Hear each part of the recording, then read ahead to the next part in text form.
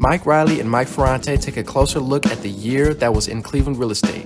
A number of topics are covered, such as the average numbers of years people live in their homes nowadays, work from home dynamics, converting retail and office space into apartments, Airbnb short-term rentals, what to do when a pipe freezes, and they also take a quick look ahead to what's in store for real estate in 2023. All on the Cleveland Real Estate Investor Podcast. Stay tuned. Hi, everybody. This is Mike Reilly with my world traveler, Mike Ferrante, our special New Year's Eve edition. Mike is back from visiting real estate in Israel. So, Mike, welcome back to the U.S. of A. Yeah, it was a pretty awesome trip. Good to be back, though. So, all right. Well, as we always do in these morning Zooms, caffeinated level, Mike? Yeah, so I'm one cappuccino in today. All right. And what's the coffee drinking like in Israel? It was pretty darn good. I think the only place I would say maybe the coffee was a little better was in Italy, but they served a lot of Turkish coffee, which was interesting and different. And they also had a good variety of non-dairy milks, which any of our folks that listen to us know that that's my preference. Yeah. Well, Mike being a vegan, you were in vegan heaven, right? In Israel. Yeah, so totally. Tel Aviv is the capital of vegan vegetarian eating. That's without a doubt. And the hummus is like espresso in Italy, right? You haven't had hummus till you have hummus in the Middle East. We ate hummus in a town called Akko, which Americanized, it's spelled acre, A-C-R-E. The place was called Hummus.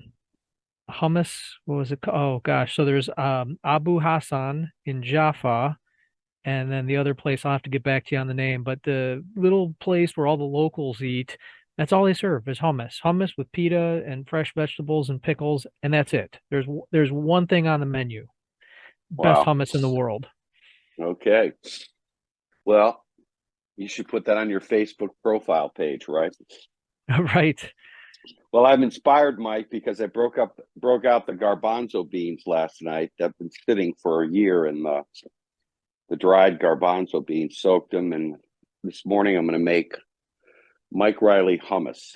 There you go. We will see. We will see. So the name of the place in Akko was called Hummus Said, spelled S-A-I-D. So if you find yourself there, look it up. Well, getting back to real estate, Jesus, the manger, is that up for sale? Is that listed or what? It was, you jest, but it was pretty amazing to be in the places where all these things are written and happened, and wars and going back to Akko, the places like the little stores are actually in the structures that were built all those years ago, going back to the thousands, 1200s even, and they use those spaces. Now, I did not find out if they actually own the space or rent or how that works, but man, real estate over there, a whole different animal. Yeah. Well, we get a lot of calls from our end, as I'm sure you do, from investors in Israel. And, one thing I'm struck by, I just had another inquiry on our website. Here's a guy who's going to buy, he said, well, I buy 2 properties every year, and this is where I'm buying, and, it's in the hood. And I just said, hey, we don't manage places in the hood. But you get a lot of people. We get probably at least one call a month from Israel. How about you on your real estate scene? Yeah, I'd say it's at least 1 to 2 a month, pretty regularly, and for whatever reason, a lot from Israel, and occasionally we get them from other countries. I think that the driving force there, of course, is the prices. People want to invest money and get cash flow on their real estate, but in Tel Aviv, in Australia, in most of Europe, you can't match the numbers that we have here. And of course, we talk about it all the time. Numbers on paper is one thing, but then of course, measuring the actual performance of the properties. But that's where the calls usually start. Okay. All right. Well, it's the end of 2022. Let's do a final wrap up of 22. Your thoughts, Mike?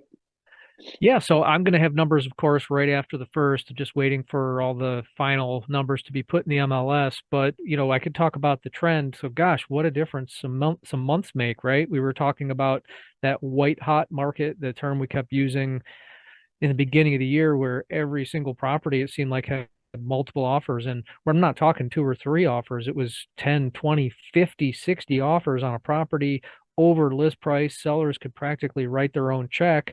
And then bam, rates start going up, things start shifting. And now we're still in a seller's market, but we can certainly see the shift happening where that Right. white hot seller's market is dissipating. I would say it's sort of a, I don't want to say lukewarm, but it's definitely getting to more of a balanced market. And now it's I wouldn't even say red hot. What's the next color down from red hot, Mike? I would say piping hot, and then there's warm. Um, I don't know. I think we're kind of more in the warm. It's an unusual market because historically interest rates at what, 6%? That's not Oh, out of line, right? not at all. I remember, and I'm sure you remember too, but I remember having a mortgage on an investment property at just over 7%, and I was happy to have it. Yeah, yeah. One question I get asked, and let me just digress for a little bit. I was talking to my son-in-law, and he his brother is buying a property, and they were talking about fixed rate versus variable rate. And I told them, hey, go with variable, adjustable rates. Your thoughts again? I know we touched on this on a podcast, but We did, and I think the big challenge so far this year has been that the adjustable rate mortgages, the difference between those and the fixed rate mortgages hasn't been big enough. The variance in the rates hasn't been big enough to make it worthwhile. But as we've been saying, keep your eye on that, because as things start to even out, you're going to see a 1, maybe up to 2% gap in the adjustable rates versus the fixed rates. And remember, those things are locked for a certain amount of time. So you could do a 5-year ARM, 10-year ARM. And what that number refers to is the number of years your rate is locked. So if you're looking at sevens and you can get a 5 and it's locked for 10 years, that might be a good move. yeah, exactly. I mean, really, for a lot of people, I know I'm the exception, but they don't live in their house for 10 years. I mean, they say they want to live in, oh yeah, this is the house. I'm going to start fixing it up. Within, after a couple of years, the thrill is gone. What's your thoughts on that motivation? So we've seen that number shifting. It used to be it was closer to 5 years was the average that people stayed in their home.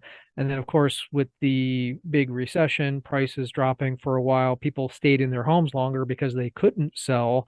But that trend has continued through this hot market. A lot of people didn't want to move. And now with rates climbing, people who've got 3% or lower mortgages are saying, well, I don't want to move now. So I think you're going to see that trend of staying in your home longer stay consistent. So I think right now Right. it's closer to 7, maybe creeping close to 8 years is the average that people stay in their homes. Uh, and I don't know how much higher it can get because people move all the time, whether it's work transfers, family needs, etc. They move all the time. Kids going to school and they want to get in different school districts. There's a whole number of reasons that happens. Well, it's also interesting how everything's flipped because, like you said, back in 2009, 10, 11, 12, people, their equity was non-existent. So if they wanted to move, they'd have to write a check, right? Yeah, and Uh, we watched people do it. right. The irony was that the house that they always wanted had dropped in price also. So, yeah, it's kind of unheard of to, write a check when you sell, but what's the difference between writing a check to exit to buy a lower priced house of your dreams when, just fast forward 5 years, you'd have to put down a bigger down payment, right? Exactly. So, Yeah, I mean, the interesting thing about economics is how, it's just always shifting, always adjusting. The free market is moving around. I'd be curious as to, and the impact of COVID, where more and more people are working from home. I mean, my wife was working from home in 1983. all of a sudden, she got laid off from the agency in the great Reagan recession of 82, and just started picking up, small consulting jobs, and all of a sudden she's working at home. And so, this, the whole COVID thing was nothing new to her. She'd been doing that, throughout our kids' childhood. They were used to having mommy working at home. That was a no-brainer. Now more and more people are embracing that flexibility, and working from home. So what do you think, just off the cuff, what's the impact of that on people moving? Well, so that's another huge change as we do our kind of look back here. The work from home dynamic, the home gym, the need for separate spaces in a home has changed forever. I think the dynamic of home ownership. So what I mean by that, for example, is we were stuck in our homes for months at a time during lockdowns, and when COVID was rampant. But I think that the businesses, many of the businesses have shifted to saying, hey, this works. Why we don't need all this office space. So the work from home dynamic, the need for more space and separate spaces in homes has also changed. And as people get settled into these spaces, again, I think it's going to cause people to not move as frequently. And when they do, it's going to be to meet some new need. Maybe it's downsizers. Maybe it's a job transfer where they are going somewhere else to work. But I think you'll see less of that because, how many people are we seeing, Mike, that are working at a tech company in California, but they live here in Cleveland? Exactly. And, here's the other thing. Your thoughts on the rise and development of these apartment/condo complexes, where they're furnished. A, they're furnished.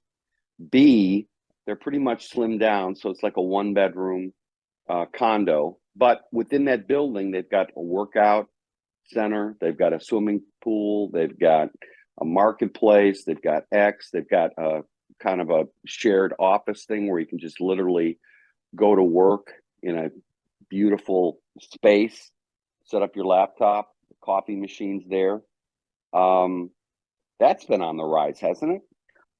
Well, for sure. And I think that the housing shortage that we've had has caused developers and builders to say, how can I build more housing and sell it, but make it affordable? So, of course, the multi-unit properties is one of the ways to go. So a lot of the development that we're seeing, for example, in downtown Cleveland, it's not freestanding single family homes, which of course is the most expensive type of housing to build. We're seeing the vertical townhomes. They can cram a lot of units on a small space, and the shared walls and other shared construction costs make them more affordable. So yeah, if they have amenities like workout rooms, that's a great example. Picnic area. They don't have yards, so they have to have some kind of outdoor space because we all have dogs now. Everyone's got a dog. They got their COVID dogs, and people had dogs all along. So this type of housing, I think, is going to become more and more prevalent, not less and less, strictly or hugely because of construction costs. Right, exactly. What about converting these retail and office places into apartments? I mean, I've heard that the White Elephant, the Galleria downtown, is in the process of changing over to livable space.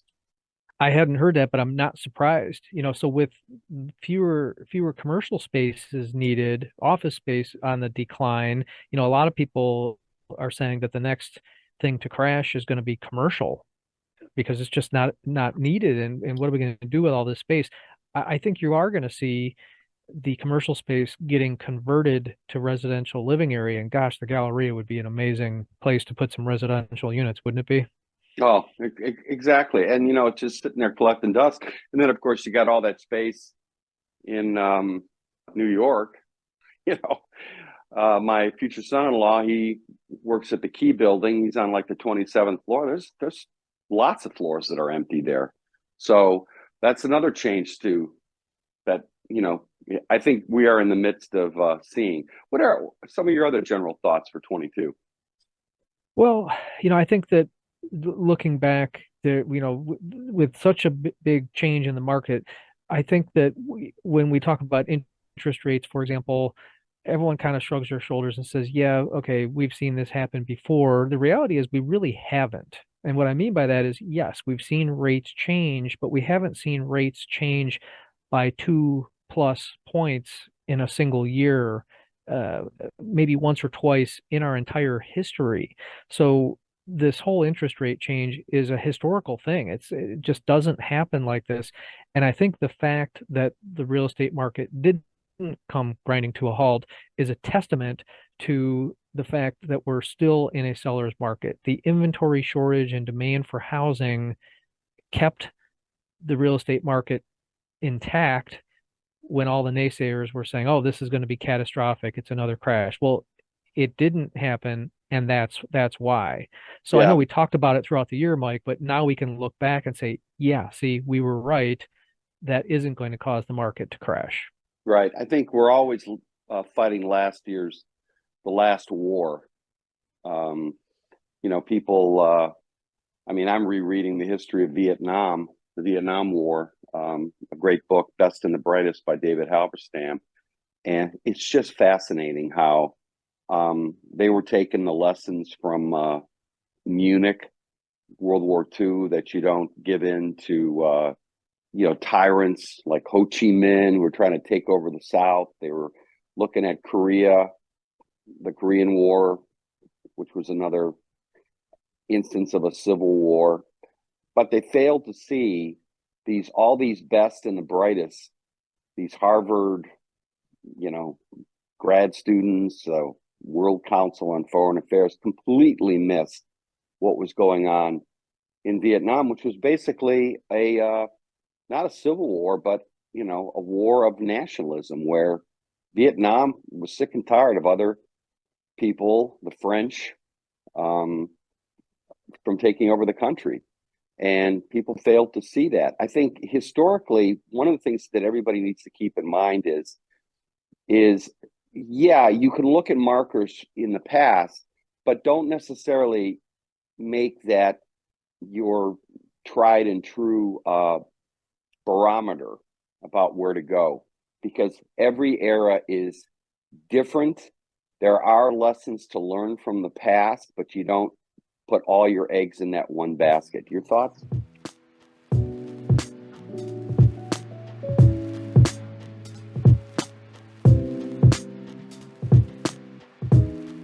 Hey, let's stop here. We got to pay some bills.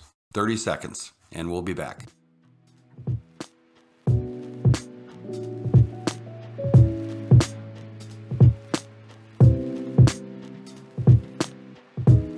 If you've been listening to this podcast, then you understand or should understand the pitfalls of investing in Cleveland real estate. Say you're looking for an investment property to rent, and these are the things that could happen and often do. You overpay for a house, and it's in the ghetto. Then you find that it's a money pit with endless surprise repairs. Your hapless property manager, who may be the brother-in-law of the realtor, gets a tenant who after 3 months stops paying the rent. Then the toilet explodes, and you have nobody to repair it because, guess what? The property manager is not answering the phone. Yep, that's the ugly side of the Cleveland real estate market. But we have a solution. Buy one of our properties. It's been inspected. It's been vetted. It's in a rock-solid part of town. It comes with a Gold Star tenant paying top dollar rent, and we manage it. Call us at 216-371-8160 if you're interested.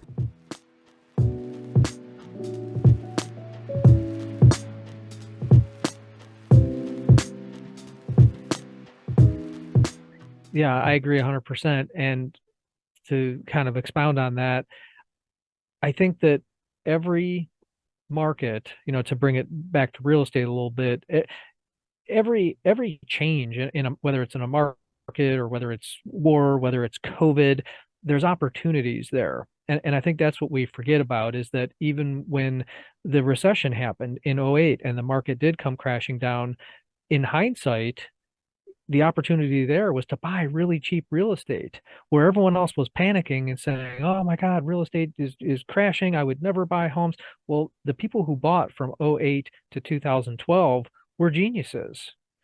So you're talking about this, like, who would buy during that? Well, the smart people. So every opportunity, or every occurrence like this, there's always some opportunity, and the key is to figure out what that opportunity is and take advantage of it before the time passes. There's a window during which you can capitalize on whatever these changes are. Okay, well then I'm sure everybody's pounding the table. All right, tell us, Mike. Tell us. What are the changes here? But before we get into that, let's talk a little. I want to just raise one thing that we touched on in an earlier podcast, which is Airbnb and pushing more people to be hosts. And I'm really starting to watch my canary in the coal mine, because I'm having more and more people who are inquiring about having us manage their property for short-term rentals. That's something a year ago we hardly ever got. People didn't even know what short-term rentals were. And now it seems more and more people are understanding the lucrative nature of short-term rentals, which of course is true. But what it also is true is it puts a premium on the property manager you get, because short-term rentals require a lot more back office than a long-term rental. So your thoughts on that, Mike? Well, it's so first of all, there's a huge hole in the market for short-term rental management. And what I mean by that is there just aren't a lot of people doing it. And you have these investors who are looking for the next thing, and they can't self-manage these. I say that kind of this all-defining statement. They can't do it. Sure, there are a handful of people doing it. They can't do it. Doing okay, but they can't. They really, long term, it's not viable to be an out-of-town owner and be trying to manage short-term rentals. It's just too intensive. Right? I mean, you see all the things your people do. You have multiple people managing short-term rentals, and it's a very intensive management. That was my big question. When this trend started happening, I thought, okay, people are going to make more money gross, but what are the costs of that intensive management, and is it going to bear out that it's worthwhile? And okay, and then let me tell you my Christmas story on that, which was the ice storm we had. The polar Arctic bomb that hit Cleveland and most of the Midwest, most of the country, in fact. I mean, they were in their 30s in Florida at night. That's how cold it got. But here we had -5 degrees and 50-mile-an-hour winds. We were getting -50, -60 wind chill. And while you were eating hummus in Israel, the pipes were freezing at a lot of our vacant rentals, because we probably had about 4 or 5 of our short-term rentals that were vacant. And in fact, we had one that was occupied, and that was our Fairmont Mansion. And guess whose pipes were starting to freeze? The Fairmont Mansion house. Oh, no kidding. It was unbelievable. It was up on the master bath, but unfortunately the master bath that they had remodeled and turned into a jacuzzi or whatever, guess what they did? They took the radiator out. They took the radiator out of the master bath, and so all of a sudden they couldn't get any water there because all the pipes were freezing. Well, the pipes were running down the wall to the main beautiful living room. And so yours truly was over there every day, putting heat in, making sure the faucet was opened, so that when it gradually thawed, there was some place for the water to go as it was expanding. And I learned, hey folks, just indulge me here. I'm giving you a great tip. I learned when you have a frozen pipe, the most important thing to do is to open the faucet to the sink. Yep. The most important thing, because that's where you want the water to go, not through the wall or through the ceiling and crashing down, with a fire hydrant. And I went online, there was a YouTube link, and what's fascinating about the YouTube link, this was this old house, frozen pipe. In fact, you can look it up. This guy had a pipe that was frozen. or he was a normal pipe, then he froze it. But as he was going, he was measuring with a pressure gauge. He put a little needle, he'd measure the pressure gauge like you would for a tire. When that pipe was frozen, that pressure was unbelievable. Let's just say on a 1 to 10, it was like 11. When he opened the faucet, it went down to normal just by taking the pressure off the pipe. And so, of course, I ran around to a number of our vacant properties where the heat was on and checked. And sure enough, all the outside walls, the faucets were frozen. I mean, the pipe was frozen. There was no water cut. So I had to go around and I had to put the faucet into dribble mode. Now, think about that, folks. Do you think your property manager is going out on Christmas Eve and doing that? Because that's when it was happening. In fact, I have an organization of 20 people who work in the organization, and there was not one available except me, the boss, who was actually doing that. So as I go back and forth about how Airbnb is trying to seduce people to be hosts, I don't think they explain to them what exactly that entails when you do an Airbnb. These are the dirt. This is the naked city. You know, the million stories of the naked city. This is the dirty, confidential stuff about managing short term. Yeah. So thank you for listening to my my horror show for Christmas Eve and Christmas. Go ahead, Mike.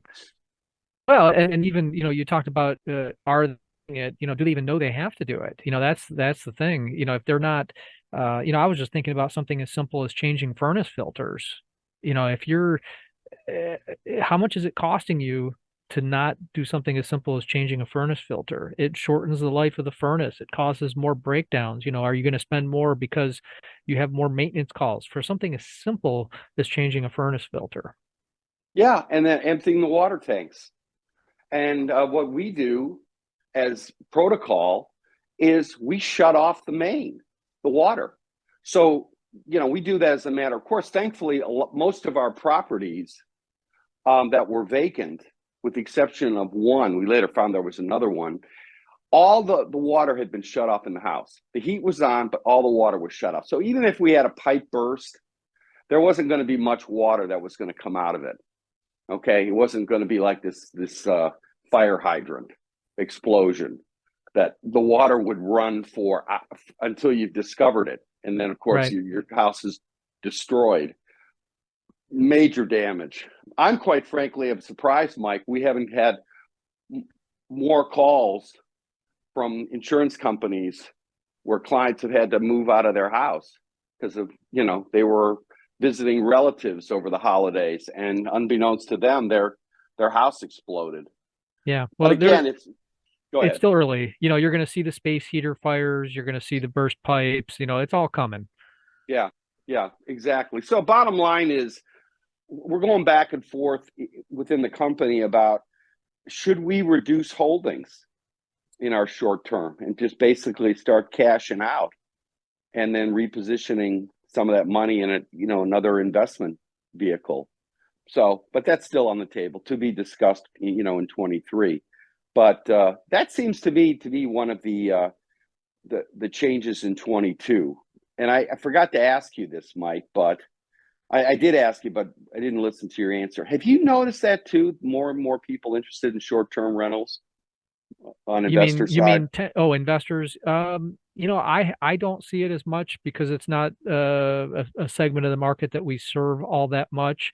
I do still see a lot of investors looking for options on cash flow, but as much as it's being publicized, even with Airbnb doing their commercials, I think there still aren't a lot of people who are sold on it. I think they're still mostly looking at fix and flips or the traditional long-term rental model. Okay. Yeah. All right. So anyways, what are the final thoughts on 22? We'll do the heat check next week, Mike. Yeah, I'll have all the January. final numbers then for sure. But I think that 22 is the way to sum it up is this, that, hopefully you guys all made your money on the big sellers market that we had.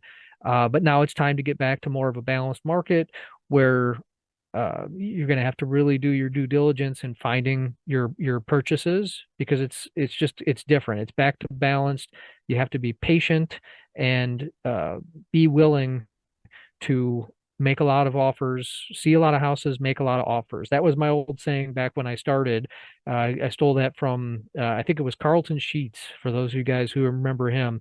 It was see a lot of houses, make a lot of offers. So you can't be afraid to go out there and swing the bat. Right. Now to find those houses, I mean, I'm okay, come on, time for a little pitch for Century 21 and Mike Ferrante. So they would call your group and say, hey, listen, I've heard your podcast. I share a love of hummus and coffee with you. So you seem to be my guy, right?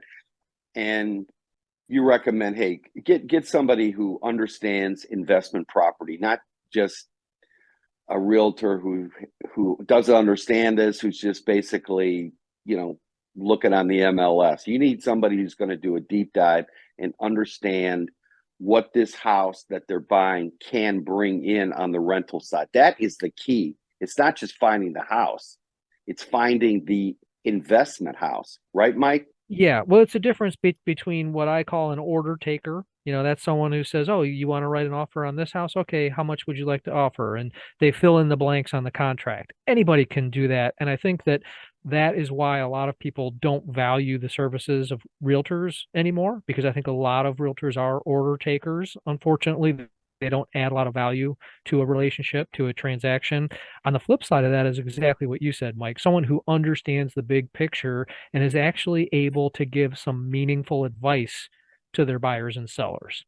Right. You can't be cheap on it. Now, from our side, we're not taking any more business, especially in light of what happened on Christmas time. We've got to make sure we're staffed up correctly and have an organization that can manage X number of properties. And we only have 4 or 5 investors, so they're legacy customers, so they're part of the group. But I think we're probably up to about 30 properties that we manage, and 25 of our own.